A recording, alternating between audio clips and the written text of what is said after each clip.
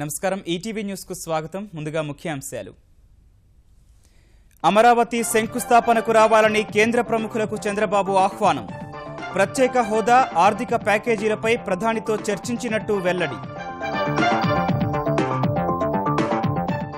రాజధాని శంకుస్థాపన పనులపై ఆంధ్రప్రదేశ్ సర్కారు ఉన్నత స్థాయి సమీక్ష. రేపు వేదికను పరిశీలించనున్న ప్రత్యేక భద్రతా బలగాలు. ఆంధ్రప్రదేశ్లో స్థానికతపై కేంద్రంలో కదలిక. హోం, న్యాయశాఖ అధికారులతో వెంకయ్య చర్చ. రాష్ట్రపతి ఉత్తర్వుల సవరణకు చర్యలు చేపట్టాలని సూచన. యాదగిరిగుట్ట అభివృద్ధి నమూనాలకు కేసీఆర్ ఆమోదముద్ర. దసరా నుంచి పనులు చేయాలని ఆదేశాలు. ఏడాదిలో ఓ రూపానికి తేవాలని స్పష్టీకరణ. తేమ నిబంధనపై ఆదిలాబాద్లో పత్తి రైతుల ఆందోళన. సీసీఐ అధికారుల వైఖరిపై అసంతృప్తి. మద్దతు ధర పెంచాలని కేంద్రానికి హరీష్ రావు లేఖ.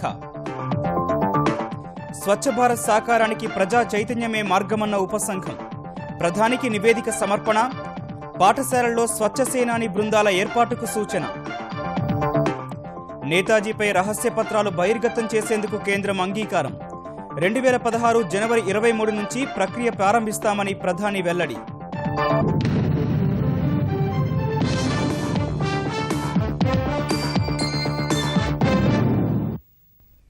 ప్రపంచపు అత్యుత్తమ నగరాల్లో ఒకటిగా అమరావతిని నిర్మించేందుకు కేంద్రం నుంచి అన్ని రకాలుగా సహాయాన్ని ఆశిస్తున్నట్లు ముఖ్యమంత్రి చంద్రబాబు స్పష్టం చేశారు. ప్రధాని మోదీ, ఆర్థిక మంత్రి జైట్లీ, హోంమంత్రి రాజ్నాథ్ సింగ్, భాజపా అగ్రనేత అడ్వానీ సహా పలువురు ప్రముఖులను రాజధాని నిర్మాణ శంకుస్థాపనకు ఆహ్వానించిన ఆయన అందరి ఆశీస్సులను కోరుకుంటున్నట్టు స్పష్టం చేశారు. నవ్యాంధ్ర రాజధాని నిర్మాణం కోసం ఢిల్లీ పెద్దలు, వివిధ రంగాలకు చెందిన ప్రముఖుల్ని ముఖ్యమంత్రి చంద్రబాబు స్వయంగా ఆహ్వానిస్తున్నారు. స్వచ్ఛ భారత్పై నీతి ఆయోగ్ ఉపసంఘం నివేదిక ఇచ్చిన ఆయన అమరావతి శంకుస్థాపనకు రావాల్సిందిగా మరోసారి ప్రధాని మోదీని ఆహ్వానించారు. ఆర్థిక మంత్రి అరుణ్ జైట్లీ, హోంమంత్రి రాజ్నాథ్లను కలిసి ఆహ్వాన పత్రికలు అందజేసిన ఆయన రాష్ట్రానికి రావాల్సిన నిధులు, విభజన సమస్యలను వారి దృష్టికి తీసుకెళ్లి సత్వరం పరిష్కరించాలని కోరారు. అంతకుముందు ఢిల్లీ ముఖ్యమంత్రి కేజ్రీవాల్ ను రాజధాని శంకుస్థాపన కార్యక్రమానికి ఆహ్వానించారు. కాంగ్రెస్ అధినేత్రి సోనియా గాంధీ సహా జాతీయ ప్రముఖులకు ఆహ్వానం పంపనున్నట్లు చెప్పారు. వరల్డ్ క్లాస్ రాజధానిగా కట్టడం కోసం ఒక అరుదైన నగరంగా భారతదేశంలో టాప్ 5 to 10 ఏవైతే మంచి నగరాలు ప్రపంచంలో ఉన్నాయో అలాంటి మంచి నగరాల నిర్మాణం చేయడం కోసం అందరి ఆశీస్సుల కోసం ఈ కార్యక్రమం చేపడుతున్నాం. ప్రధానమంత్రి గారికి మళ్ళీ ఒకసారి ఇన్ఫార్మ్ చేసి వారిని కూడా రిక్వెస్ట్ చేశారు. ఆయన 22వ తారీఖున వస్తున్నారు, కన్ఫర్మ్ చేశారు. కేసీఆర్ని పిలుస్తాం, జగన్మోహన్ పిలుస్తాం, అందరిని పిలుస్తాం. ఇది ఒక కొత్త రాజధాని, చాలా సమస్యలు ఉన్నాయి. అందుకే నేను అందరినీ కూడా రిక్వెస్ట్ చేసి అందరి సహకారం కోసం రిక్వెస్ట్ చేస్తున్నాను. 5 కోట్ల మంది ఆంధ్రప్రదేశ్ ప్రజలు రాజధానిలో తమ భాగస్వామ్యం ఉందని భావించే విధంగా ఏర్పాట్లు చేస్తున్నట్లు స్పష్టం చేశారు. అక్కడ తీసుకొచ్చినటువంటి నీరు, మట్టినే కాకుండా వైష్ణోదేవి, అజ్మీర్ దర్గా, గోల్డెన్ టెంపుల్, పవిత్రమైన దేవాలయాల నుంచి పూజలు చేసి అవి కూడా తీసుకురావడం, గంగా లేకపోతే బ్రహ్మపుత్ర ఇలాంటి పవిత్రమైన నదుల నుంచి కూడా నీళ్లు తీసుకొచ్చి ఇవన్నీ కలిపి ఒక పవిత్ర సంగమంగా దీన్ని తయారు చేయాలనుకుంటున్నాం.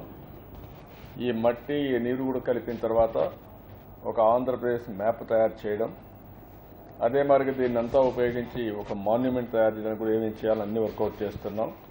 కేంద్రంతో ఘర్షణ వైఖరితో కాకుండా సానుకూలంగా ఉంటూనే నిధులను, చట్టంలోని అంశాలను సాధించుకుంటామని చంద్రబాబు పునరుద్ఘాటించారు. ఆతిథ్యంలో ఆంధ్రులకు సాటిలేరనే విషయాన్ని అమరావతి శంకుస్థాపన సందర్భంగా మరోసారి నిరూపించాలని ఆంధ్రప్రదేశ్ సర్కారు నిర్ణయించింది. దేశ విదేశీ ప్రముఖులు, దౌత్యవేత్తలు, న్యాయమూర్తులు, వ్యాపార దిగ్గజాలను సాదరంగా ఆహ్వానించడంతో పాటు స్థానికంగా ప్రముఖ వంటకాలను వారికి రుచి చూపించాలని నిర్ణయించింది. ఆంధ్రప్రదేశ్ సాంస్కృతిక వైభవాన్ని అతిథులకు చాటేందుకు సన్నద్దమవుతోంది. నవ్యాంధ్ర ప్రజల కలల రాజధాని అమరావతి శంకుస్థాపన కార్యక్రమం అత్యంత ఘనంగా నిర్వహించేందుకు ఆంధ్రప్రదేశ్ సర్కార్ ముమ్మర ఏర్పాట్లు చేస్తోంది. జపాన్, సింగపూర్ దేశాల నుంచి వచ్చే అతిథులకు స్థానిక వంటకాలు రుచి చూపించాలని విజయవాడలోని ముఖ్యమంత్రి కార్యాలయంలో నిర్వహించిన సమీక్షలో మంత్రులు యనమల, నారాయణ, అచ్చెన్నాయుడు అధికారులకు సూచించారు. బెల్జియం, బంగ్లాదేశ్ రాయబారులు ఇంకా చాలా మంది అమరావతి శంకుస్థాపన కార్యక్రమానికి వస్తున్నట్లు తెలియజేశారని సమీక్షకు హాజరైన కలెక్టర్లు చెప్పగా, ప్రధాని భద్రతకు సంబంధించిన ఏర్పాట్లను పర్యవేక్షించడానికి గురువారం ఎస్పీజీ అధికారులు వస్తున్నట్టు డీజీపీ రాముడు తెలిపారు. అమరావతి శంకుస్థాపన కార్యక్రమాల పర్యవేక్షణ, నిర్వహణకు కమిటీలతో శుక్రవారం ముఖ్యమంత్రి చంద్రబాబు సమావేశమవుతారని మంత్రులు వెల్లడించారు. ప్రధాన వేదికపై ప్రధాని మోదీ, ముఖ్యమంత్రి, మరో 15 మందికి ఆసనాలు ఏర్పాటు చేయాలని నిర్ణయించారు. మరో 2 వేదికలపై న్యాయమూర్తులు, రాయబారులు, వ్యాపార దిగ్గజాలు, పార్లమెంట్ సభ్యులు, శాసనసభ్యులు, శాసనమండలి సభ్యులు, ఇతర ప్రముఖులకు సీట్లు కేటాయించనున్నారు. ప్రధాన వేదిక 12, దిగువన ఉండే వేదికలను 5 నుంచి 8 అడుగుల ఎత్తున నిర్మిస్తారు. సెంట్రల్, స్టేట్ ఎన్క్లోజర్లు ఏర్పాటు చేస్తున్నారు. 13 జిల్లాల ప్రాతినిధ్యం ఉండేలా కొన్ని కలశాలు, సంకల్ప పత్రాలను అందరికీ కనిపించేలా ప్రదర్శించాలని నిర్ణయించారు. ప్రధానమంత్రి ఎస్పీజీ అధికారులతో చర్చించి వాటిని ఎక్కడ ఉంచాలనే అంశంపై ఒక నిర్ణయం తీసుకోనున్నారు. ప్రముఖ నటుడు సాయి కుమార్, గాయని సునీత శంకుస్థాపన కార్యక్రమానికి వ్యాఖ్యాతలుగా వ్యవహరించనున్నారు. కార్యక్రమానికి ముందు 2 గంటలు ప్రధానమంత్రి సమక్షంలో కొద్దిసేపు సాంస్కృతిక కార్యక్రమాలను ఏర్పాటు చేస్తున్నారు. వాటి రూపకల్పనపై కూచిభట్ల ఆనంద్ పర్యవేక్షిస్తున్నారు. 50 మంది కూచిపూడి కళాకారులతో జయ జయ హే అమరావతి 12 నిమిషాల రూపకమంటుంది. రైతుకు వందనం పేరుతో మరో 7 నిమిషాల కార్యక్రమం ఏర్పాటు చేశారు. ప్రఖ్యాత వాయిద్య కళాకారుడు శివమణి శంకుస్థాపనకు వచ్చేవారిని అలరించనున్నారు. అనంతరం గుంటూరు జిల్లా తుళ్లూరు మండలం ఉద్దండరాయనిపాలెం వద్ద డీజీపీ రాముడు ఇతర అధికారులతో కలిసి శంకుస్థాపన పనుల పురోగతిని సమీక్షించిన కృష్ణారావు ఈ కార్యక్రమాన్ని ఘనంగా నిర్వహించేందుకు అన్ని ఏర్పాట్లు చేస్తున్నట్లు చెప్పారు. ముఖ్యంగా వీవీఐపీల రాకపోకలకు తీసుకుంటున్న చర్యలపై అధికారులకు సూచనలు చేశారు. ప్రధానంగా చాలా వీవీఐపీలు ఎక్కువ మందిని హెలికాప్టర్ ద్వారా రవాణా చేయడానికి ప్రయత్నాలు జరుగుతున్నాయి. సో దట్ జనరల్ పబ్లిక్ ఎటువంటి ప్రాబ్లం లేకుండా వాళ్ళని స్థానానికి తీసుకురావడానికి, మిగిలిన వాళ్ళు ఏ రకంగా వస్తారనే దానికి స్పెసిఫిక్ రూట్ మ్యాప్స్ అవి తయారు చేసుకున్నారు. వాటి ద్వారానే వచ్చి వాటి ద్వారానే పోవటం, ప్రజలకు ఎంత తక్కువ ఇబ్బంది ఉంటుందో అంత తక్కువ ఇబ్బంది చూసుకొని దీన్ని ప్లాన్ చేసుకుంటారు. ఆంధ్రప్రదేశ్ రాజధాని అమరావతి శంకుస్థాపనకు ఆహ్వానిస్తే వెళ్లి శుభాకాంక్షలు తెలుపుతామని తెలంగాణ ఐటీ శాఖ మంత్రి కేటీఆర్ అన్నారు. 10 ఏళ్ల తర్వాత దేశంలో తొలి 2 స్థానాల్లో తెలంగాణ, ఆంధ్రప్రదేశ్ రాష్ట్రాలే ఉండాలని కోరుకుంటున్నట్లు ఆయన పేర్కొన్నారు. కూకట్పల్లికి చెందిన కాంగ్రెస్ నాయకులు తెరాసలో చేరేందుకు ఏర్పాటు చేసిన కార్యక్రమంలో మాట్లాడిన కేటీఆర్ హైదరాబాద్ను దేశంలోనే మెరుగ్గా అభివృద్ధి చేస్తామన్నారు. మొన్ననే వాళ్లకు వైజాగ్లో తుఫాన్ వస్తే తెలంగాణ ప్రభుత్వం మానవతా దృక్పథంతో దాదాపు 18 కోట్ల రూపాయల విద్యుత్ పరికరాలను పంపించింది. అదే రకంగా కృష్ణా డెల్టాలో మేము పంటలు వేసుకున్నాం, మీరు విడుదల చేయకపోతే మా నారుమల్లు ఎండిపోతే నీళ్లను విడుదల చేసి ఆ పంటలు కూడా కాపాడినాం. అదే రకంగా రేపు ఒకవేళ వాళ్ళు దబ్బన దానికి పిలిస్తే, అమరావతికి కూడా పిలిస్తే తప్పకుండా పోయి వాళ్ళకి శుభాకాంక్షలు చెప్పొచ్చే సంస్కారం ఉన్న ప్రభుత్వం తెలంగాణ ప్రభుత్వం అని చెప్పి కూడా నేను తెలియజేస్తా ఉన్నా. వాళ్ళతో మనకు ఎట్లాంటి పంచాయతీ లేదు.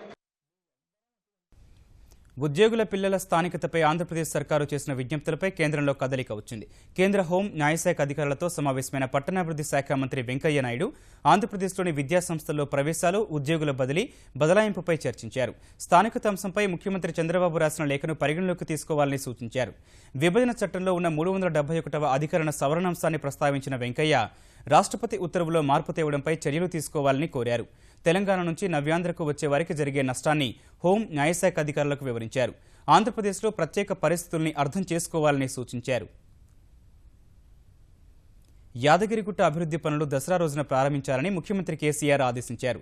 ప్రధాన ఆలయం, ఇతర ఆలయాలు సహా చుట్టుపక్కల గుట్టల అభివృద్ధి కోసం తయారు చేసిన నమూనాలను ఆమోదించిన సీఎం జాప్యానికి ఆస్కారం లేకుండా పనులు చేయాలని సూచించారు.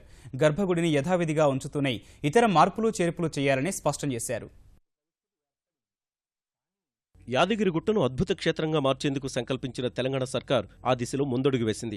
ఈ మేరకు అధికారులు, శిల్పులు, ఆర్కిటెక్టులు, నిపుణులతో సమావేశమైన ముఖ్యమంత్రి కేసీఆర్ ప్రధాన ఆలయం, శివాలయం, గుట్టపైన వచ్చే నిర్మాణాలు, ఇతర గుట్టల అభివృద్ధి కోసం వేసిన లేఅవుట్లు, నిర్మాణ నమూనాలను పరిశీలించి ఆమోదముద్ర వేశారు. దసరా నుంచి పనులు ప్రారంభించాలని సూచించిన కేసీఆర్ యాదగిరిగుట్ట ప్రాంగణాన్ని మానవ నిర్మిత అద్భుతంగా తీర్చిదిద్దాలని చెప్పారు. ముఖ్యమంత్రి ఆమోదించిన నమూనా ప్రకారం గుట్టపై గర్భగుడి యథాతథంగా ఉంటుంది. ప్రస్తుత రహదారిని గుట్టపైకి వెళ్లేందుకు, నిర్మాణంలో ఉన్న మార్గాన్ని కిందకు దిగేందుకు ఉపయోగించాలని నిర్ణయించారు. గుట్టపైన భక్తుల సౌకర్యం కోసం 1.9 ఎకరాల్లో బస్టాండ్, వీఐపీలకు ప్రత్యేక ప్రవేశ మార్గం నిర్మించనున్నారు. ప్రధాన ఆలయం చుట్టూ 2.3 ఎకరాల విస్తీర్ణంలో మాడవీధులు, శివాలయానికి ప్రత్యేక మాడవీధులు నిర్మించనున్నారు. ప్రధాన ఆలయానికి తూర్పు దిశలో దక్షిణానికి అభిముఖంగా 108 అడుగుల ఆంజనేయ స్వామి విగ్రహాన్ని ప్రతిష్ఠిస్తారు. గుట్టపైనే అన్నదానం సముదాయం నిర్మించనుండగా స్వామివారి బ్రహ్మోత్సవాల నిర్వహణకు ఆలయానికి తూర్పున ప్రత్యేక స్థలం ఏర్పాటు చేస్తారు. నీటి గుండాన్ని యథాస్థానం స్థానంలోనే విస్తీర్ణం పెంచుతారు. ప్రస్తుత శ్రీచక్ర భవనాన్ని క్యూ కాంప్లెక్స్ గా మార్చడం సహా అర్చకుల సౌకర్యార్థం ప్రత్యేక స్థలాన్ని ఏర్పాటు చేయడం సహా దైవ సంబంధ వస్తువుల విక్రయం కోసం గుట్టపై దుకాణ సముదాయాన్ని నిర్మిస్తారు. ప్రస్తుతం గుట్టపై ఉన్న అన్ని భవనాలు తొలగించి కొత్త నిర్మాణాలు చేపడతారు. ఇదే సమయంలో ప్రధాన గుట్టకు తూర్పు భాగాన ఉన్న 2 గుట్టల్ని కలిపి యాదగిరిగుట్ట టెంపుల్ సిటీ అభివృద్ధి చేస్తారు. ఇందులో విశాలమైన రహదారులు, ఉద్యానవనాలు, కాటేజీలు, సత్రాలు, పార్కింగ్ స్థలం, కళ్యాణ మంటపం నిర్మిస్తారు. గుట్ట పరిసరాల్లో సువాసనలు వెదజల్లే మొక్కలు పెంచడం సహా నిరంతరం భక్తి గీతాలు, శ్లోకాలు వినిపించేలా ధ్వని వ్యవస్థను ఏర్పాటు చేస్తారు. ప్రధాన గుట్టకు ఉత్తర భాగంలో 30 ఎకరాల్లో ఉన్న గుట్టను తిరుపతి పద్మావతి అతిథి గృహం తరహాలో వీఐపీ అతిథి గృహ సముదాయం నిర్మిస్తారు. ఈ దసరాకు పనులు ప్రారంభించి వచ్చే దసరా నాటికి ఓ రూపం తీసుకురావాలని ముఖ్యమంత్రి సూచించారు. ఇప్పటికీ 200 కోట్ల రూపాయలు కేటాయించామని, భవిష్యత్తులో మరిన్ని నిధులు ఇస్తామని తెలిపిన ముఖ్యమంత్రి పాత భవనాలు, కాటేజీలు కూల్చివేసి కొత్త నిర్మాణాలు చేపట్టే సమయంలో గత దాతల పేర్లను పెట్టాలని సూచించారు. నిరుపయోగంగా ఉన్న ప్రభుత్వ భూములను విక్రయించాలని నిర్ణయించిన తెలంగాణ సర్కారు ఇందుకు సంబంధించిన మార్గదర్శకాలను విడుదల చేసింది. ఈ మేరకు ఆయా జిల్లాల్లో అమ్మకానికి అనువైన భూములను జిల్లా కలెక్టర్లు గుర్తిస్తే తెలంగాణ పారిశ్రామిక మౌలిక సదుపాయాల కల్పనా సంస్థ టీఎస్ఐఏసీ ద్వారా వేలం నిర్వహించినట్టు తెలిపింది. రిజిస్టర్డ్ ధరకు అనుగుణంగా కలెక్టర్లను సంప్రదించి సంబంధిత భూమి ధరను టీఎస్ఐఏసీ ప్రభుత్వానికి ప్రతిపాదించాలని మార్గదర్శకాల్లో పేర్కొంది. ప్రభుత్వ సంస్థల ద్వారా మాత్రమే ఈ వేలం, ఈ టెండర్ల ద్వారా భూములను విక్రయించాలని స్పష్టం చేసింది. డబ్బుల చెల్లింపులు ఆలస్యమైతే తీసుకోవాల్సిన చర్యలు తదితర అంశాలను బిడ్లోనే స్పష్టంగా పేర్కొనాలని, విక్రయించే భూములకు సంబంధించి ప్రభుత్వం దశలవారీగా అనుమతిస్తుందని తెలంగాణ ప్రభుత్వం తన మార్గదర్శకాల్లో వివరించింది. పారిశుధ్యంపై ప్రజల్లో చైతన్యం తేవడం సహా వారి ఆలోచన విధానంలో మార్పు తీసుకురావడం ద్వారా స్వచ్ఛ భారత్ కార్యక్రమం విజయవంతమవుతుందని చంద్రబాబు నేతృత్వంలోని నీతి ఆయోగ్ ఉపసంఘం కేంద్రానికి సిఫారసు చేసింది. విద్యా సంస్థల్లో స్వచ్ఛ సేనాని పేరుతో బృందాలు ఏర్పాటు చేయాలని సూచించింది. ఈ మేరకు కీలకమైన సూచనలు, సలహాలతో కూడిన నివేదికను ముఖ్యమంత్రి చంద్రబాబు, హర్యానా, ఉత్తరాఖండ్ ముఖ్యమంత్రులు ప్రధానికి సమర్పించారు. నెలలో ఒక రోజు, ఏడాదిలో ఒక వారం స్వచ్ఛ భారత్ కార్యక్రమానికి ప్రత్యేకంగా కేటాయించి పనితీరును బట్టి రాష్ట్రాలకు అవార్డులు ఇవ్వాలని నివేదికలో పేర్కొన్నారు. నివేదిక సమర్పించే ముందు ఉపసంఘం సభ్యులైన ఢిల్లీ ముఖ్యమంత్రి అరవింద్ కేజ్రీవాల్ చంద్రబాబును కలిసి స్వచ్ఛ భారత్కు తన మద్దతు తెలిపారు. ఈ స్వచ్ఛ భారత్ అనేది ప్రతి ఒక్కరూ బాధ్యత తీసుకొని దీన్ని మోటివేట్ చేయాల్సిన అవసరం ఉంది. 75% నిధులు కేంద్రం ఇవ్వాలి, 25% రాష్ట్రాలు పెట్టుకోవాల్సిన అవసరం ఉంది. స్వచ్ఛ భారత్ కోష్ అనే ఫండ్ పెట్టి దీనికి మొత్తం ఇన్కమ్ ట్యాక్స్ ఎగ్జంప్షన్స్ అన్ని ఇవ్వాల్సిన అవసరం ఉంది. ఇది ఒక మంచి రిపోర్ట్ మేము తయారు చేసి వారికి ఇవ్వడం జరిగింది. ఇది అమలు చేస్తే నాకు ఏమాత్రం అనుమానం లేదు, రాబోయే రోజుల్లో ప్రధానమంత్రి గారు స్వచ్ఛ భారత్ కోసం చెప్పారు అది 100% అమలు అవుతుంది. ఆదిలాబాద్ జిల్లాలో పత్తి కొనుగోలు ప్రారంభమైన తొలి రోజే ప్రతిష్టంభన ఏర్పడింది. భారత పత్తి సంస్థ, వ్యాపారులు వేరువేరుగా తేమ శాతాన్ని తెరపైకి తీసుకురాగా మార్కెట్ యార్డులో కొనుగోలు నిలిచిపోయాయి. 8 నుంచి 12% మధ్య తేమ ఉంటే క్వింటాలకు 4,100 రూపాయల మద్దతు ధర చెల్లిస్తామని చెప్పిన సీసీఐ అధికారులు మొదటి తొలి వాహకం తూక వేయగా ఓసారి 14, మరోసారి 19% తేమ ఉన్నట్టు తేలింది. ఈ పరిస్థితిలో తేమ శాతం లెక్కింపులో అవకతవకలు జరుగుతున్నాయంటూ రైతులు ఆందోళనకు దిగారు. ఈ దశలో అధికారులు, వ్యాపారులు కొనుగోలుకు నిరాకరించి అక్కడి నుంచి వెళ్లిపోగా సాయంత్రం 4 గంటల వరకు ఎదురుచూసిన రైతులు నిరాశతో వెనుదిరిగారు. అశాస్త్రీయ తేమ విధానాన్ని రద్దు చేయాలని రైతులు డిమాండ్ చేస్తున్నారు.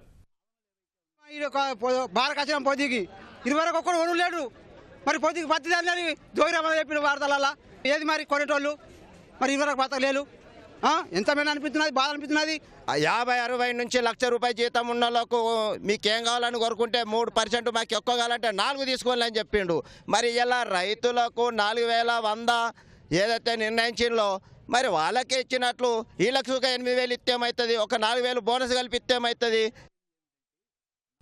తేమ శాతం ఎక్కువగా ఉందని చెబుతూ సీసీఐ వ్యాపారులు పత్తి కొనుగోలుకు నిరాకరించిన వేళ పత్తి కనీస మద్దతు ధరను 5,000 రూపాయలకు పెంచాలని తెలంగాణ మార్కెటింగ్ శాఖ మంత్రి హరీష్ రావు కేంద్రాన్ని కోరారు. ఈ మేరకు కేంద్ర జౌళి శాఖ మంత్రి సంతోష్ కుమార్ గాంగ్వార్కు లేఖ రాసిన హరీష్, పెట్టుబడి ఖర్చులు పెరుగుతోన్న పరిస్థితిలో ప్రస్తుత మద్దతు ధర 4,100 రూపాయలు గిట్టుబాటు కావడం లేదని వివరించారు. తేమ శాతం విషయంలో సడలింపు ఇవ్వాలని, తేమ 20% ఉన్నప్పటికీ కొనుగోలు చేసే విధంగా ఆదేశాలు ఇవ్వాలని విజ్ఞప్తి చేశారు. రోజుకు 40 క్వింటాల పత్తి మాత్రమే సేకరించాలన్న నిబంధన సడలించాలని కోరారు. పౌర సరఫరాల గోదాముల అధికారుల పనితీరుపై తెలంగాణ పౌర సరఫరాల శాఖ మంత్రి ఈటెల రాజేందర్ తీవ్ర అసంతృప్తి వ్యక్తం చేశారు. సరకు నిల్వ, నిర్వహణలో నిర్లక్ష్యం చేస్తే సహించేది లేదన్నారు.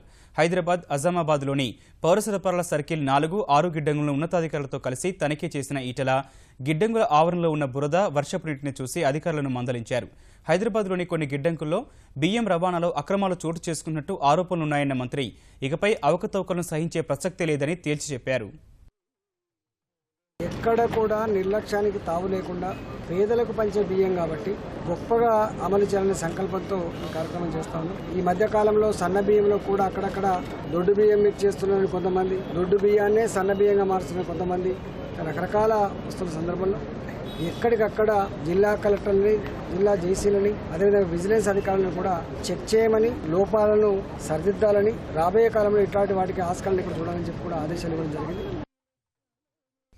ఎంతో ప్రతిభ ఉన్న మరుగున ఉండిపోయిన తెలంగాణ ప్రముఖులను గౌరవిస్తామని ముఖ్యమంత్రి కేసీఆర్ స్పష్టం చేశారు. హైదరాబాద్లో నిర్వహించిన ఉమ్మడి ఆంధ్రప్రదేశ్ ఉప ముఖ్యమంత్రి జేవీ నరసింగరావు శత జయంతి ఉత్సవాల్లో పాల్గొన్న కేసీఆర్ తెలంగాణ ముద్దుబిడ్డ పేరు మీద జేవీ నరసింగరావు జీవిత చరిత్ర పుస్తకాన్ని ఆవిష్కరించారు. ఎవరు అవునన్నా కాదన్నా పీవీ మా తెలంగాణ టీవీ అని చెప్పిన నేను. మహాకవి దాశరథి ఆయన పేరు మీద ఒక ఫౌండేషన్ పెట్టుకున్నాం, కాళోజీ పేరు మీద ఒక ఫౌండేషన్ పెట్టుకున్నాం. కొండా లక్ష్మణ్ బాపూజీ చేసిన సేవలు స్మరించుకోవడానికి వారి పేరిట ఒక యూనివర్సిటీని స్థాపించుకున్నాం. ప్రొఫెసర్ జయశంకర్ ఎవరైతే తెలంగాణ కోసం చివరికంట రాజీలేని పోరాటం చేసిండో వారి పేరు మీద కూడా వ్యవసాయ యూనివర్సిటీని పెట్టుకున్నాం. ఒక రాష్ట్రంగా ఏర్పడ్డ తెలంగాణ తన చరిత్ర ఎంత ఘనమైనదో, తన చరిత్రలో ఎంత గొప్ప గొప్ప వారు జన్మించినారో అవన్నీ తెలంగాణ కోసం తప్పకుండా ముందు తరాల కోసం తెలియజేయవలసిన బాధ్యత నేటి తరమైనటువంటి మన మీద ఉంది. ఆ ప్రయత్నం ప్రభుత్వం తప్పకుండా చేస్తుంది. జేవీ నరసింహరావు గారి స్థాయికి తగ్గట్టుగా తప్పకుండా చేస్తామని మనవి చేస్తూ సెలవు తీసుకుంటాం. డిజిటల్ తెలంగాణలో భాగంగా 3 ఏళ్లలో రాష్ట్రంలో ప్రతి ఇంటిని అంతర్జాలంతో అనుసంధానించడమే తమ లక్ష్యమని తెలంగాణ ఐటీ శాఖ మంత్రి కె తారక రామారావు హైదరాబాద్లో ప్రకటించారు. అంతర్జాల ఆధారిత ఛానళ్ల ప్రసారాల సంస్థ ఎఫ్టీవీ ప్రారంభోత్సవ కార్యక్రమంలో పాల్గొన్న మంత్రి డిజిటల్ అక్షరాస్యతను పెంచేందుకు ప్రయత్నాలు ప్రారంభించినట్లు స్పష్టం చేశారు. తెలంగాణకు చెందిన ఉదయ్ రెడ్డి ఎఫ్టీవీని స్థాపించినందుకు గర్వంగా ఉందని కేటీఆర్ వ్యాఖ్యానించారు. 12 భాషల్లో ఎఫ్టీవీ సేవలు అందిస్తోందని ఆ సంస్థ సీఈఓ ఉదయ్ రెడ్డి వెల్లడించారు. ఈ కార్యక్రమంలో బాలీవుడ్ నటి Parineeti Chopra, Windies cricketer Brian లారా పాల్గొన్నారు. We have big plans for digital infrastructure. We are probably going to be the first state in the country. Broadband connectivity to each and every household in the next 3 years. This is probably one of the biggest challenges that we have set for ourselves, but we're very confident that we'll pull it off. So I look forward to a wonderful beginning for Yap TV. I look forward to taking more and more services delivered through Yap TV and through mediums like video over internet. This is going to be an exciting moment, and we are actually providing more than 200 channels and more than 5,000 7 days of catch-up TV. Catch-up, what is the catch-up is like, if you miss the program, you can go back and watch for the last 7 days. That's called catch-up. And in terms of movies, we have a largest catalog of more than 5,000 movies stored on the catalog, which is the largest in the today's OTT space.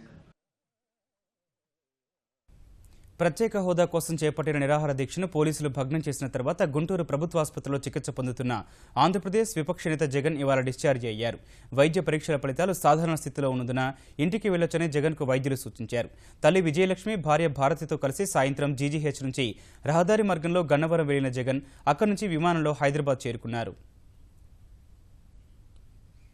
ఏడుకొండలవాడి Navratri బ్రహ్మోత్సవాలు తిరుమలలో అంగరంగ వైభవంగా జరుగుతున్నాయి. ప్రస్తుతం స్వామివారి పెదశేష వాహనంపై విహరిస్తున్నారు. ఆ దేవదేవుడి వైభోగాన్ని ప్రత్యక్ష ప్రసారం ద్వారా చూద్దాం. బ్రహ్మాండ నాయకుడైన వెంకటాచల నాయకుని యొక్క బ్రహ్మోత్సవంలో భాగంగా రాత్రి ఈనాడు సప్త శిరస్సులు కలిగినటువంటి పెదశేష వాహనంపై ఊరేగుతున్నటువంటి శ్రీదేవి భూదేవులతో కూడినటువంటి వెంకటేశ్వర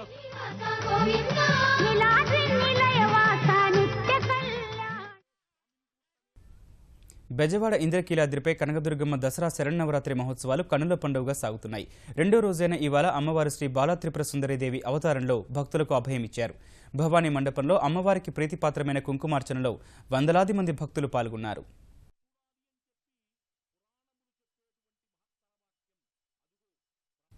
వాస్తవ పరిస్థితుల ఆధారంగా రాసిన a brief history of 7 killings రచయిత మార్లన్ జేమ్స్ ప్రతిష్టాత్మక మ్యాన్ బుకర్ ప్రైజ్కు ఎంపికయ్యారు. ప్రవాస భారతీయ రచయిత సంజీవ్ సహోతా రాసిన the year of run away సహా మరో 4గురితో పోటీపడిన జమైకన్ రచయిత జేమ్స్ ప్రతిష్టాత్మక పురస్కారానికి ఎంపికయ్యారు. ఈ పురస్కారం అందుకునే తొలి జమైకా రచయితగా ఘనత సాధించారు. నేతాజీ సుభాష్ చంద్రబోస్కు సంబంధించిన రహస్య దస్త్రాలన్నింటినీ బయటపెట్టాలని కేంద్రం యోచిస్తోంది. ఈ మేరకు 2016లో నేతాజీ జయంతి జనవరి 23న దస్త్రాలను బయటపెట్టే ప్రక్రియ ప్రారంభమవుతుందని బోస్ కుటుంబ సభ్యులు తనను కలిసిన తర్వాత ప్రధాని నరేంద్ర మోదీ వెల్లడించారు. నేతాజీ రహస్య దస్త్రాల్ని బయటపెట్టాలని విదేశాలను కూడా కోరతామన్న మోదీ ఈ అభ్యర్థన ప్రక్రియ డిసెంబర్లో రష్యాను విజ్ఞప్తి చేయడం ద్వారా మొదలవుతుందని తెలిపారు. చరిత్రను అణచివేయాల్సిన అవసరం లేదన్న ప్రధాని చరిత్రను మరచిన దేశాలకు చరిత్ర సృష్టించే శక్తి ఉండదని వ్యాఖ్యానించారు. ముఖ్యాంశాలు మరోసారి చూద్దాం. అమరావతి శంకుస్థాపనకు రావాలని కేంద్ర ప్రముఖులకు చంద్రబాబు ఆహ్వానం. ప్రత్యేక హోదా, ఆర్థిక ప్యాకేజీలపై ప్రధానితో చర్చించినట్టు వెల్లడి. రాజధాని శంకుస్థాపన పనులపై ఆంధ్రప్రదేశ్ సర్కారు ఉన్నత స్థాయి సమీక్ష. రేపు వేదికను పరిశీలించనున్న ప్రత్యేక భద్రతా బలగాలు. ఆంధ్రప్రదేశ్లో స్థానికతపై కేంద్రంలో కదలిక. హోం, న్యాయశాఖ అధికారులతో వెంకయ్య చర్చ. రాష్ట్రపతి ఉత్తర్వుల సవరణకు చర్యలు చేపట్టాలని సూచన. యాదగిరిగుట్ట అభివృద్ధి నమూనాలకు కేసీఆర్ ఆమోదముద్ర. దసరా నుంచి పనులు చేయాలని ఆదేశాలు. ఏడాదిలో ఓ రూపానికి తేవాలని స్పష్టీకరణ. తేమ నిబంధనపై ఆదిలాబాద్లో పత్తి రైతుల ఆందోళన. సీసీఐ అధికారుల వైఖరిపై అసంతృప్తి. మద్దతు ధర పెంచాలని కేంద్రానికి హరీష్ రావు లేఖ. స్వచ్ఛ భారత్ సాకారానికి ప్రజా చైతన్యమే మార్గమన్న ఉపసంఘం. ప్రధానికి నివేదిక సమర్పణ. పాఠశాలల్లో స్వచ్ఛ సేనాని బృందాల ఏర్పాటుకు సూచన. నేతాజీపై రహస్య పత్రాలు బహిర్గతం చేసేందుకు కేంద్రం అంగీకారం. 2016 జనవరి 23 నుంచి ప్రక్రియ ప్రారంభిస్తామని ప్రధాని వెల్లడి. దక్షిణాఫ్రికాతో సిరీస్లో ఎట్టకేలకు భారత్ బోని. ఇండోర్ వన్డేలో 22 పరుగుల తేడాతో ధోనీ సేన గెలుపు. మహీకి మ్యాన్ ఆఫ్ ద మ్యాచ్.